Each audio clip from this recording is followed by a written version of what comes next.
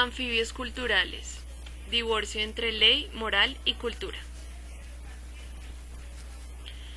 Este video busca responder las preguntas sustanciales que pueden surgir en sus cabezas con respecto a la relación entre la ley, la moral y la cultura. Y por supuesto, dejar una idea clara de qué se considera un anfibio cultural y su importancia en la sociedad. Antes que nada, es importante hablar de Antanas Mokus, que es el autor de Anfibios culturales, divorcio entre ley, moral y cultura. Más que ser el tipo que se bajó los pantalones en medio de una conferencia para hacer respetar la palabra, Antanas Mokus es un conglomerado de contradicciones con sentido. Es un crítico y, como él mismo se denomina, un hombre con un patán adentro que se logra controlar por medio de la autorregulación. Antanas Mokus es un bogotano de orígenes lituanos. Fue un joven estudioso y rebelde, es decir, un hombre juicioso en su rebeldía. Es licenciado de Matemáticas y Filosofía de la Universidad de Dijon. Mientras estudiaba esta carrera, detuvo sus estudios para conocer más del sur de Colombia y darse la oportunidad de viajar por España. Fue profesor de la Universidad Nacional. Por medio de este cargo empezó a realizar críticas hacia la educación, pero no fue hasta que empezó a ser vicerrector de la Universidad Nacional que se dio cuenta que más que destruir, también es necesario construir. Por esa razón fue rector de la Universidad Nacional y luego fue elegido 2 veces como alcalde de Bogotá. Trató de ser presidente de Colombia, pero no lo logró. Este texto de Antanas Mokus realiza un análisis sobre la trascendencia fundamental que tienen los anfibios culturales dentro de la sociedad y su papel crucial en la contribución de 3 procesos significativos en las sociedades contemporáneas como la nuestra. El primero es la reducción del divorcio excesivo entre la ley, moral y la cultura. El segundo es la construcción de democracia y el tercero es la superación de la violencia. Es decir, todo esto se basa en la importancia del anfibio cultural dentro de procesos específicos de la sociedad colombiana.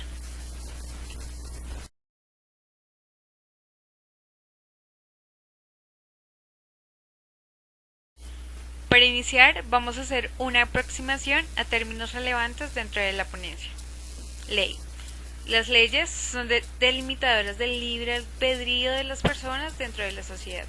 Se puede decir que la ley es el control externo que existe para la conducta humana, en pocas palabras, las normas que rigen nuestra conducta social.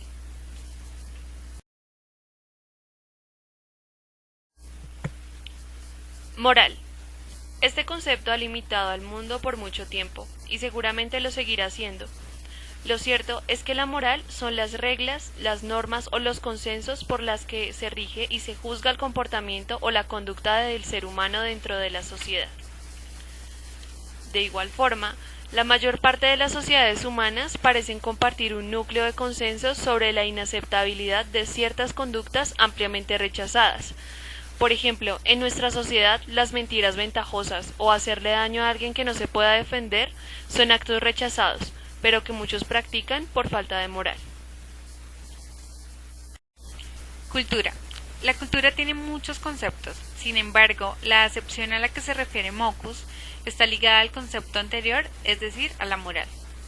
La cultura en este caso son los conjuntos de saberes, creencias y pautas de conducta de un grupo social, incluyendo los medios materiales que usan sus miembros para comunicarse entre sí y resolver necesidades de todo tipo. Teniendo en mente los conceptos anteriormente mencionados, vamos a explicar qué es un anfibio cultural. Este concepto está ligado a la teoría de recontextualización de Basil Bernstein, en la cual la educación es vista como un proceso donde los conocimientos circulan. Este proceso, en parte, determina si una sociedad progresa hacia el desarrollo o no. Es por eso que la falta de circulación de conocimientos en el sistema educativo impide el aprovechamiento social del saber y en parte retrasa toda una nación. Por eso, son necesarios los recontextualizadores, que vendrían siendo los educadores. Ellos escogen, ordenan y traducen el conocimiento que se enseña. es decir, que un maestro es un anfibio cultural en ámbitos académicos. Su importancia es fundamental, pues permiten circular el conocimiento, ya que son capaces de desenvolverse dentro y fuera del sistema educativo. Sin embargo, el concepto va más allá del ámbito educativo. Podría decirse en términos generales que un anfibio cultural, según Athanasmachus, es un intérprete y facilitador del entendimiento recíproco entre distintas tradiciones culturales. También obedece a un conjunto de reglas sin perder su integridad moral e intelectual. Es decir, que la integridad le permite jerarquizar el conocimiento y la moralidad le ayuda a traducirlos y hacerlos pertinentes para ser apropiados en otros contextos. Eso suena muy difícil, en realidad es muy fácil. Un anfibio cultural es una persona que puede moverse bien en diferentes ambientes. Un ejemplo de esto es una persona que puede estar en un seminario de sacerdotes y poder entenderse bien con ellos y aportar a lo que dicen. Pero también es una persona que puede ir a una convención de ateos, acoplarse y contribuir a lo que se dice allí.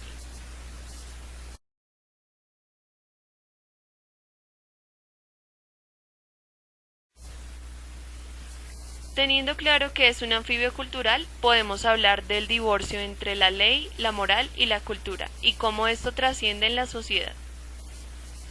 Primero, hablemos de los tres sistemas de regulación.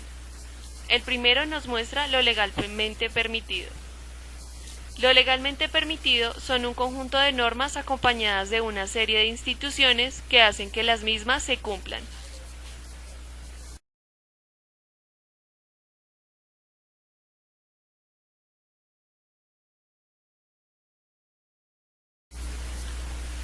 Lo culturalmente permitido. Lo culturalmente permitido son los comportamientos aceptables o deseables, no necesariamente deben tener relación directa con las leyes o con las normas morales.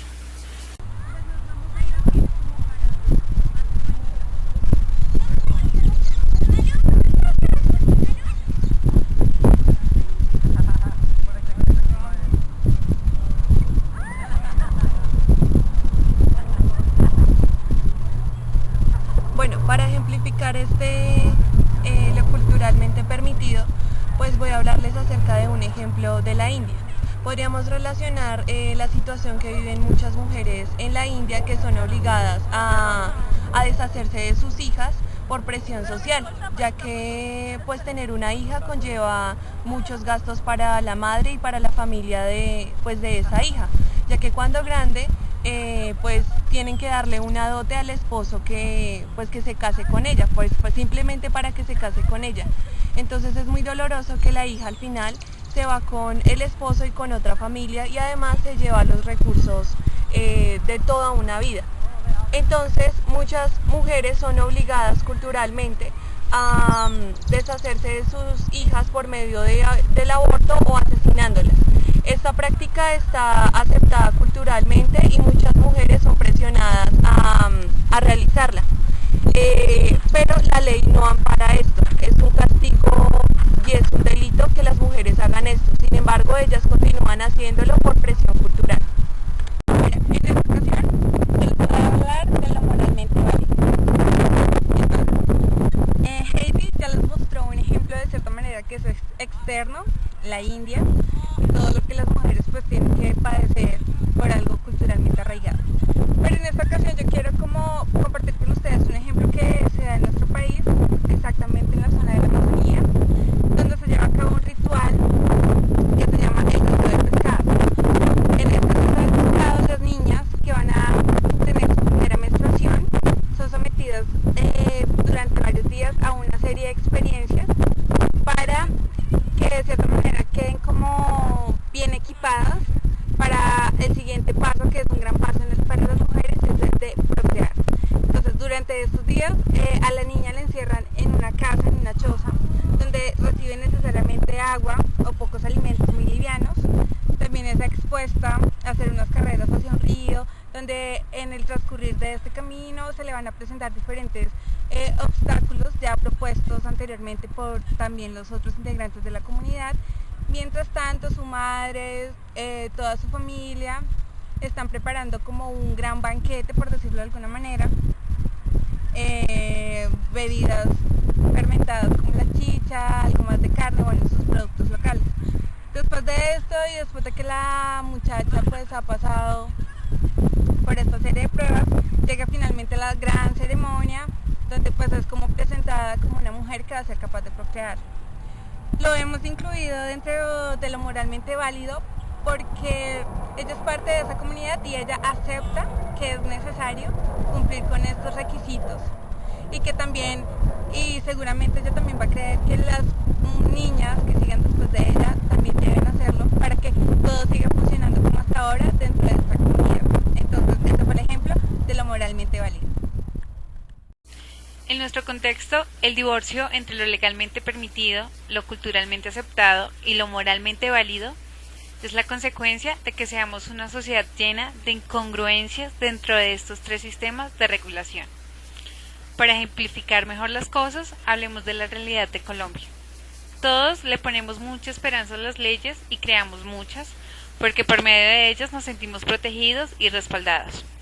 Pero luego, de forma paradójica, violamos las leyes, las evadimos para nuestro propio bienestar.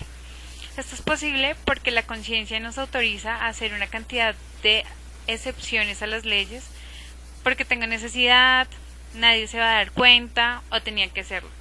Es decir, no tenemos responsabilidad para cumplir las leyes. En el ámbito educativo, el país ha ampliado la cobertura de educación en toda Colombia. Más educación para más niños y jóvenes. Pero un momento, no es tan bueno como se ve. La educación que están brindando no es de alta calidad. Se privilegian los conocimientos enciclopedistas y en muchas ocasiones el hacinamiento es uno de los problemas más grandes. A medida que crecemos, vemos comerciales que nos dicen más educación, más progreso, pero cuando no vemos esto en práctica, nos vamos educando con trampas. Y entonces uno aprende a ser tramposo con sus propios argumentos. Incluso llegamos a autoengañarnos. Todo esto hace que el país no tenga desarrollo, porque todos nos creemos la mentira, o porque nadie dice nada, es decir, es moralmente válido. Con relación a los conflictos que se dan en el país por causa de la violencia, ocurre lo mismo. Todo está ligado a cómo ser tramposos. En parte por eso no podemos tener un acuerdo de paz, porque siempre uno de los dos bandos estará esperando a sacar partido de la ventaja que el otro le está dando. No innovamos tecnológicamente porque estamos pensando en cómo hacer trampa o en cómo hacer el camino más fácil, lo cual no permite que el país tenga un desarrollo.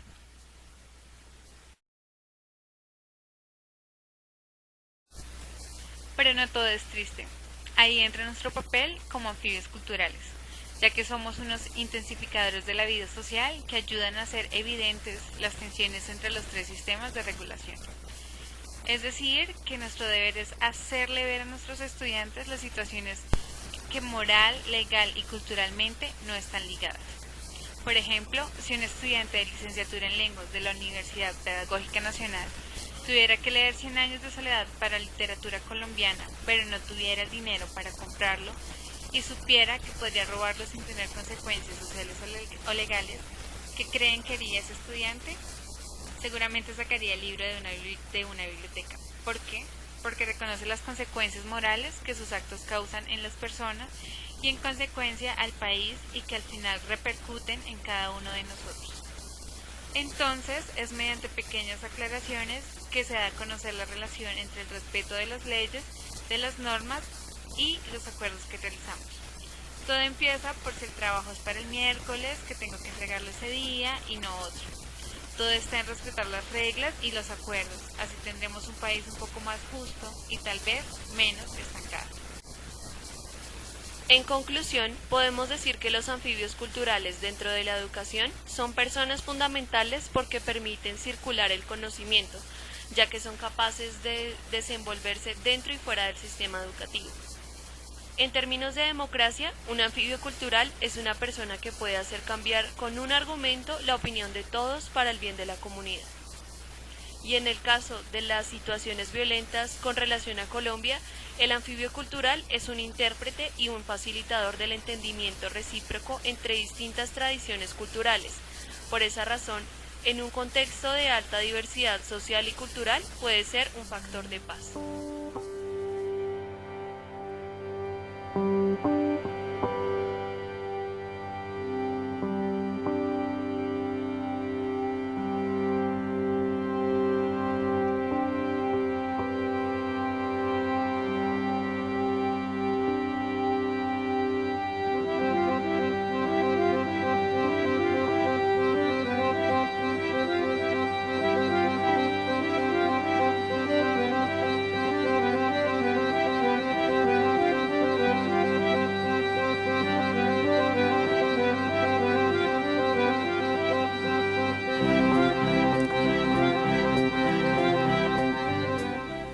Ahora, a manera de reflexión, relacionaremos algunos de sus textos con nuestra ponencia. Bueno, tal vez uno de los más filosóficos y realistas es el ensayo Un brindis de Barbazo por el olvido de Moby de Daisy Ramírez, el cual tiene en cuenta temas filosóficos que retoman a ítems relacionados con la identidad y la realidad humana, que muchas veces toma prejuicios para encasillar y clasificar a otros seres humanos a su antojo. Este ensayo toma en cuenta la idea del retorno de los Nukak Maku a sus territorios, donde podrían realizar sus tradiciones y perpetuar su orgullo. Sin embargo, la autora asegura que mediante esto desaparecería rápidamente el grupo indígena, pero lo haría de una forma digna, es decir, como un pueblo rico culturalmente. Acerca de esto nos llamó la atención una parte del texto, que habla acerca de la imposibilidad, de la incapacidad que tiene el ser humano de valorar el otro, de valorar el trabajo que el otro realiza, de sentir envidia por el otro. Y pues esto tiene que ver en parte con lo que acabaron de ver en el ámbito educativo, ya que pues se nos ha enseñado a ser de esta forma, a ser envidiosos, a pensar que los reconocimientos que el otro tiene no son por sus capacidades, sino porque se lo robó, o bueno, por cosas así. En parte reemplazamos esa envidia por otros conceptos que podrían llegar a ser moralmente válidos. Entonces, para decir que tengo envidia, mejor digo que lo que el otro consiguió lo hizo de una forma incorrecta, ya que decir que el otro es un ladrón o que es un mentiroso está moralmente y culturalmente más aceptado a sentir envidia. Entonces relacionamos esto porque generalmente se nos ha enseñado a ser así, y en parte la envidia y la incapacidad de trabajar en grupo en parte muestra una supremacía del uno sobre el otro. Entonces esto ha dificultado que Colombia tenga un desarrollo como tal, porque los conocimientos no son valorados y pues se creen que algunas razas o algunos conocimientos son inferiores a otros. Entonces primero lo relacionamos en esta medida, esta parte del texto, y también pues quería hablarles acerca pues de la relación y del impacto que tuvimos con los Nukak y pues con la forma en la que generalmente son encasillados por el resto del pueblo. Y es que, como Daisy lo dice en su ensayo, son un atractivo turístico, pero que a la misma vez son considerados como plaga de ladrones y malhechores. Bueno, acerca de esto podríamos decir que está culturalmente aceptado, incluso legalmente aceptado. No está moralmente aceptado porque para el resto de la comunidad el hecho de robar es un delito, pero quería entrar aquí y es en la cosmovisión del grupo indígena como tal, y es que pues ellos no ven el hecho de robar como algo que no esté culturalmente aceptado, al contrario, es algo que pues ellos no lo ven más como robar, sino como aprovechar lo que está en la tierra pues para ser utilizado. Las cosas están pues para el que las necesita. Entonces es como mirar otras cosmovisiones. En el caso de ellos, pues la ley los ampara, es decir, que en este caso lo culturalmente aceptado también es legalmente válido para ellos, ya que como son un atractivo turístico, pues prácticamente son intocables. Aparte de esto, me gustaría que ustedes me dijeran cómo podría llegar a actuar un anfibio cultural como aspiramos a ser nosotros en un contexto como el que vivenciamos en San José del Guaviare. También quisiera saber si a ustedes les parece que hay algún otro texto que pues algún otro ensayo que pueda estar relacionado con esta ponencia. Si es así, espero que por favor comenten y si no, pues igual comenten. Y muchas gracias por prestarnos atención.